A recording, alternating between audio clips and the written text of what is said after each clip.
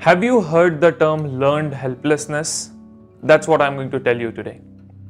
Hello everyone, I am Ajinkya and you are listening to the Be Productive series, where every day I make one video to help you to be more productive, help you to be more better versions of you every day. And what I'm going to tell you today is how a lot of us teach ourselves helplessness, and what exactly is learned helplessness. So to start with, there's a little experiment which is done to showcase students in academics. This is usually used in academics, and there's a little experiment that is done with students to show how learned helplessness can really be a part of our lives. And I'm just going to tell you what that experiment is, and then gradually I'm going to tell you how at a lot of times we ourselves are helpless because we ourselves have taught that helplessness to us. Now, in this experiment, what the tutor generally does is that the tutor gives three questions to two sides of the classroom, say the people seated on the right and people who sit on the left. The tutor gives them three questions, tells them that the moment you have an answer, just raise your hand and tell that you have the answer. And she also says that till the time she does not ask the students to go to the next question, they should only concentrate on the question that is ongoing. So there are two sets of questions, the one on the right, the one on the left, and then she goes ahead and says, go ahead and solve the first question. And just then in the 10 odd seconds, the students sitting on the right, they just go on, ma'am, we have the answers, and almost everyone in the class has the answers, and they just raise their hands. The students on the left, they are not able to answer this, and they just kind of they just feel that okay, maybe there's something. But then what she does is she does the same thing for the second question. And in the second question, the same thing happens. The people on the right are able to give the answer very quickly, and the people on the left are not able to give the answer very quickly. Now, some of you might be guessing that the people on the left are the ones who are generally kind of less active academically, but no, that is not the case. What is actually the case is what is going to happen, what is something that I'm going to tell you in a little while. Now, what happens for the third question is then again, of course, the similar thing happens, is that everyone on the right answers it. Everyone says, okay, we have the answer, while everyone on the left just keeps on staring at the people on the right. Now, there's something very interesting that has gone through in this entire process. What the tutors have done actually is that they have thrown the students on the left side some incredibly hard questions, and those on the right some incredibly easy questions. So what happens is that the moment the students on the right see an easy question and they are able to solve, they just pump up and they are able to give answers. But what the tutor has also done is that she has kept the third question for both of them similar, like same, not similar. She has kept it same.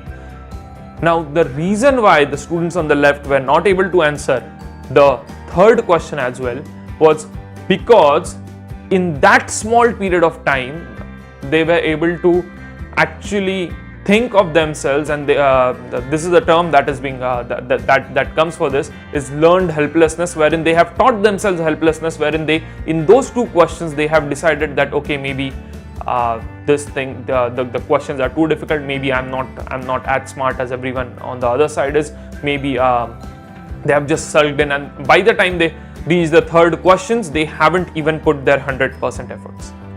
Now, this is something which is an experiment which is done in academics to explain what learned helplessness is. But isn't learned helplessness something which is very commonly found in all of our lives? You see, when I go ahead and teach, when I go ahead and conduct interviews, when I go ahead and have sessions, a lot of students tell me, sir, my English is not good because I didn't have the right exposure at the school age. Now, of course, that is a fair enough argument, but then a lot of times what happens due to some instances that have happened in our life, some part of our life which has turned out in a way, is that we let that part of our life affect the entire rest of our life. Think of it, guys. In schools, you have only been like, by the time you started understanding, what was the age, 6th, 7th standard maybe, so you have only spent 5-6 years of your life in school. And then if you say that because that foundation was not correct, you are not able to do something when you are 25, 30. I've seen people as old as in their 50s who keep on telling themselves that, oh, because something happened in my life when I was young, I have not been able to do this thing. think of how much time has passed from that point. We teach ourselves helplessness. This happens very rampantly in our society. Think of there are cultures wherein girls are systematically taught. Girls learn helplessness when they are systematically taught. Okay, this is how you conduct in a society. But then, if you actually are able to come out of this cocoon of helplessness that you build around yourself, great things are achievable. Now, what happens when you fail? Of course, what happens when you fail is that your gut feeling says that don't do this again. And that is the reason why we a lot of times force this helplessness upon us. But if you are able to come out of this cocoon of helplessness, if you are able to come out and say for once that okay, maybe for major part of my life this is something that has happened. Maybe in the school I have been bullied, but I'm not going to let that affect the rest of my life. I'm not going to take and learn from that experience. I'm not going to learn helplessness from that experience. What I'm going to learn from that experience is how is it that you should not repeat the same mistake, and how is it that you can build a better future, and then you go out and start working for yourself. So this is something which I really wanted to tell you.